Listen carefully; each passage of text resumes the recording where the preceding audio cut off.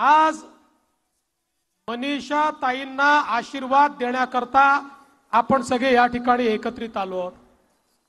मी असं म्हणेन की मला जर कोणी प्रश्न विचारला की मुंबईमध्ये सातत्याने जनतेत राहणारे, जनतेची सेवा करणारे, जनतेकरता संघर्ष करणारे पहिले 3 आमदार कोण, तर मी त्यात मनीषा ताईंचं नाव निश्चितपणे घेईल।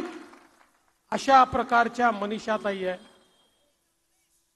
मागच्या काळामध्ये त्यांनी केलेलं जे काम आहे, विशेषतः मी असं म्हणेन या मुंबईमध्ये एका मतदारसंघामध्ये सर्वाधिक घरं देणारा आमदार जर कोणी असेल तर त्याही आमच्या मनीषा ताई आहेत।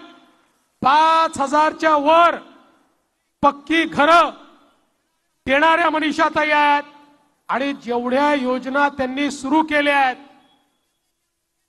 त्या संघर्षातून बंद पडलेल्या एसआरएच्या स्कीम असतील या त्यांनी सुरू केलेल्या आहेत। जवळजवळ माझ्याच हस्ते 1244 घरांचं भूमिपूजन त्यांनी केलं आणि इतक्या मोठ्या प्रमाणात ही सगळी घरं त्या देतायत।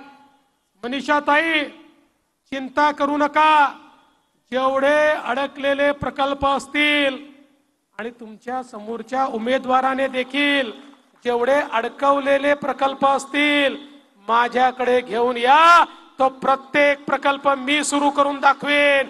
आणि हे ठरलेलंच आहे, जो जनतेचे पैसे लुबाडेल, घरांचे पैसे घेऊन पळेल, घरांचं काम करतो म्हणून सांगेल आणि त्या ठिकाणी जनतेला फसवेल, त्याला जेल मध्ये टाकणार म्हणजे टाकणार।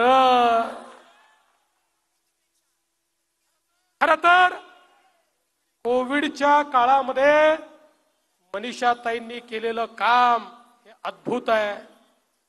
स्वतःच्या घरचं दुःख विसरून मनीषा ताई ज्या प्रकारे मैदानात उतरल्या आणि कोविडच्या काळामध्ये आपल्या जीवाची पर्वा न करता गरीबाला जेवण मिळालं पाहिजे, खिचडी मिळाली पाहिजे म्हणून मनीषा ताई काम करत होत्या।